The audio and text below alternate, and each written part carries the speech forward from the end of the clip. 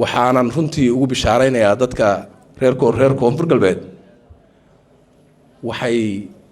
haddii ilaahay yiraahdo yeelan dooneen madax aan lagu qasbin aan loo xulin ee ayaga ay doortaan ayaga ay keensadaan waxaan rabaa marka ugu baaqayaa cid kasta oo ku fakaraysay waxa wax ka duwan meel kastaba ha joogtee inayna ku soo talagelin meeshaas kama jiraan waxaas mana ka socon karaan waxaan u mahadcelinayaa shacabka reer Baydhabo oo sida qiimaha badan u soo dhaweeyay ciidamada xoogga dalka Soomaaliyeed ciidamadoodii runtiina si wanaagsan ula shaqeynaya